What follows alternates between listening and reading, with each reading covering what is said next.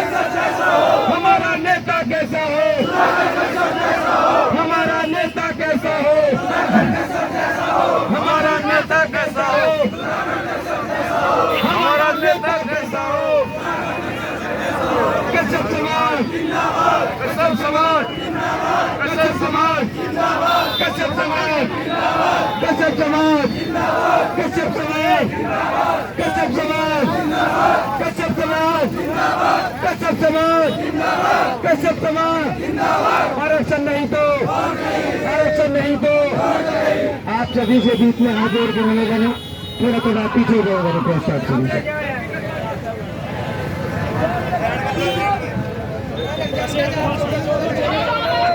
और बनाना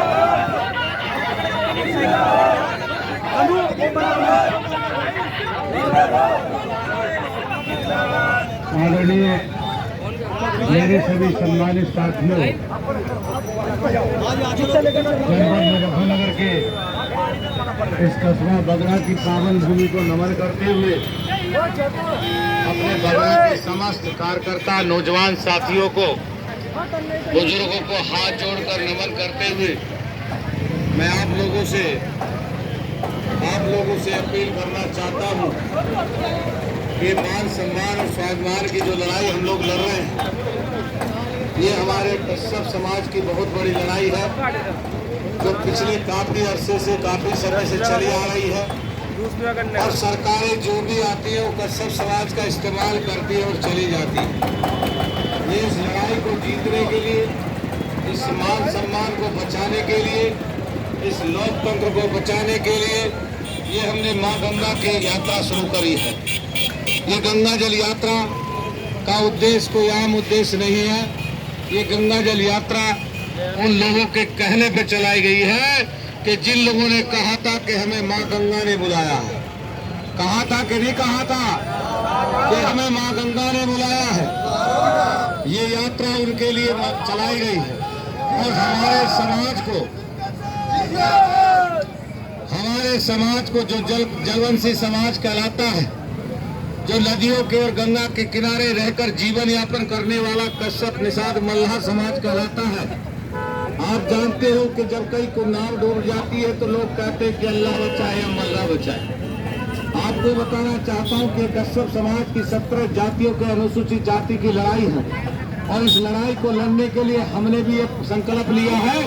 जैसे कि उनको मां गंगा ने बुलाया था तो हमारी जात के लोगों को भी मां गंगा ने बुलाया और कहा कि तुम मेरी गोद में पलने वाले कश्यप निषाद मल्लाह समाज के लोग हो, तुम एक बार मुझे दिल्ली लेके चलो, मैं तुम्हारा आरक्षण दिला के लाऊंगी। इसीलिए हम लोगों ने मां गंगा को हम लेके साथ चल रहे हैं। आप देख लीजिए मां गंगा का कलश, जल का कलश हमारे बगल में आप देख लीजिए रखा हुआ है और मां गंगा हमारे साथ चल रही है दिल्ली के लिए। हमने भी आज तक कांवर में अपनी लाइफ में नहीं लाया नौजवान साथियों। ये जिंदगी की एक पहली कांवर में लेके हरिद्वार से 16 तारीख में चला हूँ और 16 तारीख से लेकर आज तक यहाँ तक पहुँचने का काम किया है। ये पहली कांवर अपनी जात के लिए लेकर चला हूँ कि मेरी जात का नौजवान को अधिकार मिल जाए, ताकि मेरी जात के नौजवानों को पढ़ने लिखने वाले बच्चों को उनका हक अधिकार मिल जाए। क्योंकि हमारी माताएं बहनें दूसरों के खेतों में काम मजदूरी करती है, यात्रा खेत तक कहीं मनुष्यों को पढ़कर दूध बेचकर अपने बच्चों को लालन पोषण करने का काम हमारी जात के लोग करने का काम करते हैं। आपको जानकारी होगी कि हमारे समाज की आर्थिक स्थिति, दयनीय स्थिति होने के नाते हमारे समाज के लोगों को जो आरक्षण बाबा साहब भीमराव अम्बेडकर ने जब इस देश का संविधान बनाया था, तो संविधान की प्रणाली में स्पष्ट रूप से हमारी जाति को अनुसूचित जाति में जोड़ने का काम किया है। उस संविधान के आधार पर हम आरक्षण मांगने के लिए दिल्ली को मां गंगा को लेकर चल रहे हैं। तो मां गंगा, आपने जिनको बुलाया था उनसे एक बार हमारी सिफारिश कर दो ताकि हमारा भी आरक्षण मिल जाए, ताकि मेरी जात का सिपाही बन जाए, मेरी जात का भी दरोगा बन जाए, मेरी जात का भी डीएमएसपी बन जाए। इसलिए हम मां गंगा को लेकर चल रहे हैं।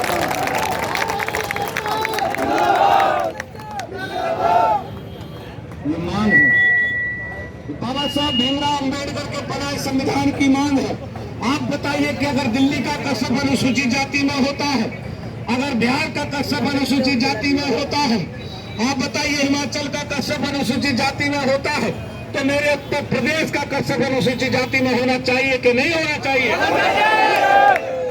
मैं इसीलिए आप लोगों से, तमाम बगरा वासियों से, जितना जनसैलाब यहाँ खड़ा है, जो भारी तादाद में समस्त समाज के लोग कश्यप समाज के साथ खड़े हैं, मैं उस सब का हृदय की गहराइयों से आभार और धन्यवाद व्यक्त करते हुए आज आप लोगों से एक रोटी एक यात्री की भीख मांगने के लिए भाई सुधाकर धीमर, बुजुर्गों का बेटा, नौजवानों का भाई, आप लोगों से अपना कुर्ता फैलाकर बगरा वासियों से भी एक यात्री एक रोटी की भीख मांगने के लिए आया हूं। मैं आप लोगों से विश्वास दिलाता हूं कि अगर आरक्षण नहीं तो घर वापसी नहीं होगी, ये वादा है आप लोगों से मेरा। मैंने जिस तरीके से वर्ष 2004 में अपने समाज के आंदोलन के लिए अपनी माताओं, बहनों से, बुजुर्गों से, नौजवान साथियों से सिर्फ एक रोटी के टुकड़े की मांग करी थी, और वो करने का काम क्या करा था कि माता जी मैं भी तुम्हारा लाल हूँ, भैया जी मैं भी तुम्हारा भाई हूँ, माता जी मैं भी तुम्हारा बेटा हूँ, एक रोटी का टुकड़ा दे दो। ये रोटी का टुकड़ा तब खाएंगे जब आपको आरक्षण दिला के लाएंगे। आप लोगों ने से वादा कराया था, या तो दिल्ली से मर के आऊंगा, या तो दिल्ली से मर के आऊंगा, या आपको आरक्षण दिला के आऊंगा।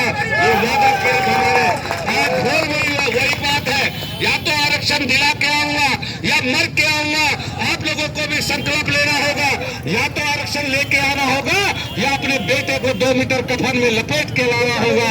इस ऐलान के साथ मैं आप लोगों को बताना चाहता हूँ कि नेतागिरी चमकाने के उद्देश्य से या अपने को नेता दिखाने से काम नहीं कर रहा हूँ, क्योंकि समाज का दर्द है, ये मेरी जात का दर्द है, ये मेरी जात का हक अधिकार है। मैं इस जात के हक अधिकार के लिए 28 साल से समाज के लिए सरकारों में रहने के बाद, मंत्री होने के बावजूद भी मैं इस लड़ाई को लड़ने के लिए आज चला हूँ, क्योंकि मेरी जात का नौजवान पूछता है, मेरी जात का बुजुर्ग पूछता है, मेरी जात की माताएं बहनें पूछती है कि तुमको हमने नेता बनाया, ये बताओ कि तुमने हमको क्या दिया। मैंने प्रण किया है माँ गंगा के चरणों में हाथ लगाते हुए, माँ गंगा के चरणों में शीश झुकाते हुए, मैंने अपनी जात के नौजवानों से, अपनी जात के बुजुर्गों से, अपनी जात की माता बहनों से ये वादा किया है कि एक रोटी एक यात्री लेके आ जाना, या तो आरक्षण दिला के आऊंगा या मर के आऊंगा। इसलिए मैं आप लोगों से कहना चाहता हूँ, आने वाली 30 और 31 2 दिन की तारीख के लिए, 2 दिन के लिए मेरे समाज के लोगों का, अन्य समाज के लोग भी सहयोग कर देंगे तो मैं उनका भी आभारी रहूंगा। इस अपील को करने के लिए आपके कस्बा बगरा में आया हूँ। आप लोगों से अपील करना चाहता हूँ कि आने वाली 30 तारीख में बड़ी से बड़ी संख्या में मेरी जात के नौजवानों को, मेरी जात के बुजुर्गों का, मेरी जात के हक अधिकार को दिला दीजिए। मैं आप लोगों को आभारी रहूंगा। आप जानते होंगे कि मेरी कश्यप समाज के लोगों ने कभी किसी जात के साथ कोई वाद विवाद नहीं किया। मेरी जात के लोग सबका सम्मान करते हैं, और जो लोग अपनी रैलियों में बुलाते हैं उनके साथ भी मेरी जात के लोग जाने का काम करते हैं। इसलिए मैं तमाम समाज के लोगों से अपील करता हूं कि इस समाज का आप लोग भी एक बार रैन उतार दीजिए, और आने वाली 30 तारीख में एक एक भाई दिल्ली आ जाना। ये अपील आप लोगों से, बगरा वासियों से करने आया हूं। मैं तमाम जनपद मुजफ्फरनगर के इस कस्बा बगरा के वासियों का दिल की गहराइयों से पुनः आभार और धन्यवाद करता हूं।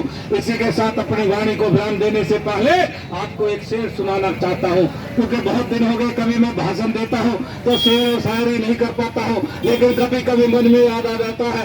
इसलिए मैं कहना चाहता हूं कि अफसोस जमाने से सफर कर गई बकरी, और आंख खुली की खुली रहेगी दोस्तों, फिर भी मर गई बकरी। आप लोगों का वोट लिया जाता है, आपको ठग लिया जाता है, और आपको ठेंगा दिखा दिया जाता है। आपका यहाँ तक का इतिहास है, अगर आप अपना इतिहास उठा के देखेंगे, अगर भारत निर्वाचन आयोग की एक वोटर लिस्ट आती है, उस वोट लिस्ट में तुम्हारा नाम तक का नहीं शामिल है। अगर इतिहास उठा के देखोगे, उस वोट लिस्ट में आता है जाट समाज का वोट इतना, गुर्जर समाज का वोट इतना, मुस्लिम समाज का वोट इतना, लेकिन कश्यप समाज का कोई वोट नहीं आता, कहीं कोई लिखा हुआ अंकित नहीं आता। आप लोगों का आपके सरकार के खाते में आपका नाम तक दर्ज नहीं है। ये आपके लिए कितनी बड़ी विडंबना की बात है। आप लोगों की कहीं गिनती नहीं होती, और जिस जात की गिनती नहीं होती उस जात को क्या कहा जाता है आप भली भांति जानते हैं। आप लोगों से अपील करना चाहता हूं कि आप अपनी गिनती करा लीजिए, आप अपना हक अधिकार मांग लीजिए। अपने हक अधिकार की लड़ाई के लिए सड़कों पे आना होगा। ये बाबा साहब की नीति नहीं, ये भगत सिंह की और चंद्रशेखर आजाद की नीति है। अगर हक अधिकार पाना है तो सड़कों पे आना होगा। मैं एक स्वतंत्रता सेनानी का बेटा हूँ, जिसने इस देश को आजाद संघर्ष किया। मैं उस बात की औलाद हूँ। मैं आप लोगों से स्पष्ट वादा करके चल रहा हूँ, जिस तरीके से वर्ष 2005 में आप लोगों को अनुसूचित जाति में जुड़वाने का काम किया था, उसी प्रकार आपकी बात परमानेंट जुड़वाने का काम करूंगा। क्योंकि संविधान और कानून जिस व्यक्ति के संज्ञान में होता है, वो संविधान और कानून के आधार पर अपना हक अधिकार लेने का काम कर सकता है। और जो संविधान नहीं जानते